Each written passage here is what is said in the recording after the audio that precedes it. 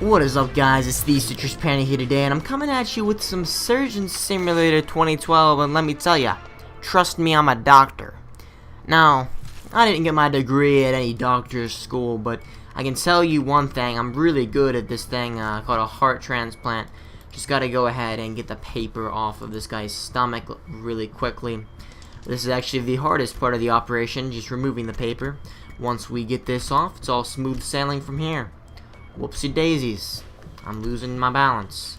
Okie doke. Let's try this one more time.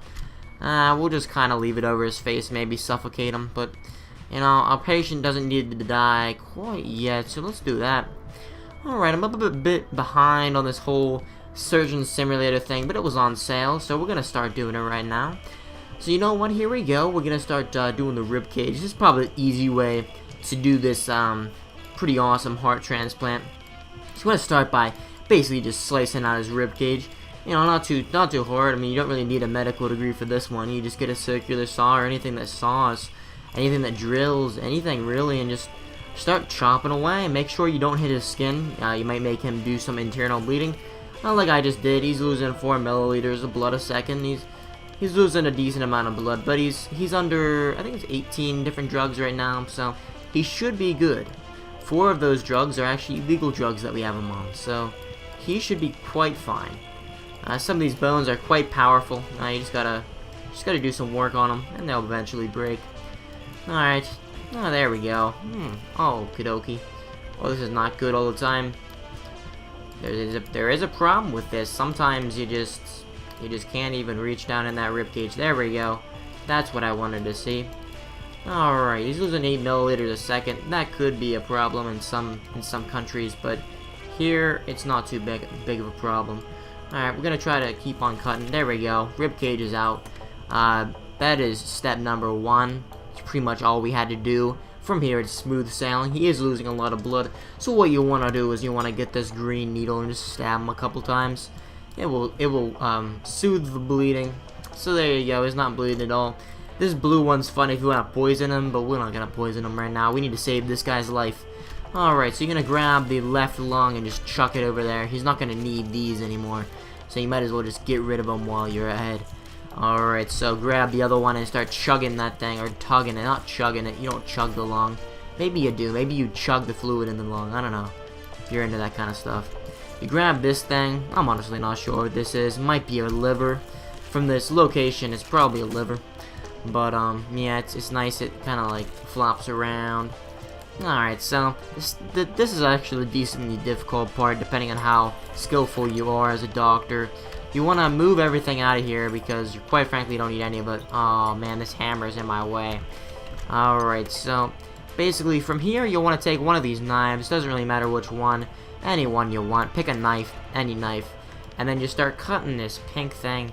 It's most likely his stomach, but I didn't go to that. I don't know anything about anatomy, so yeah, you don't need to know really anything about anatomy to be a doctor. You just need to know how to cut things and know how to give your patients drugs. Because to be honest, I mean, as long as they're under 18 different drugs, 4 of which are illegal, you should be good. They shouldn't really feel anything. I mean, right now this guy's probably feeling nothing at all. Actually, I was gonna say he's feeling some pain, but now he's out like a light.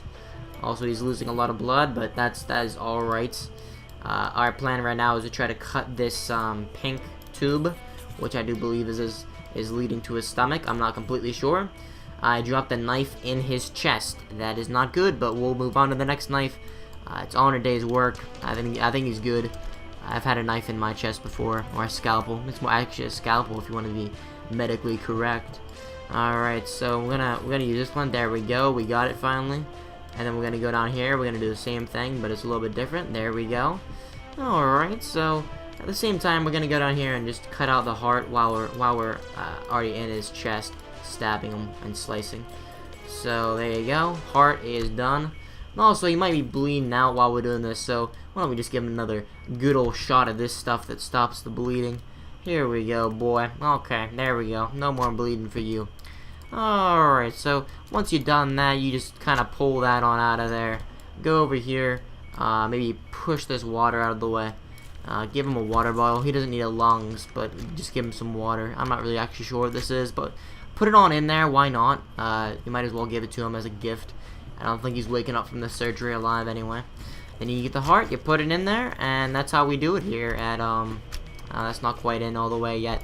We need to do some more work. Take that water bottle out. I've made a critical mistake. I forgot to remove the stomach from the chest cavity.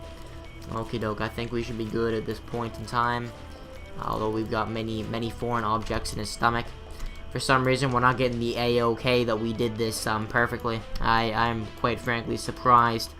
I think we did this flawlessly. I don't think we could have done this any better. This man, he's got high standards clearly. There we go. Surgery completed. Looks fine to me. I'm sure he'll live. So do I. D ranking. You're good to go. Trust me, I'm a doctor.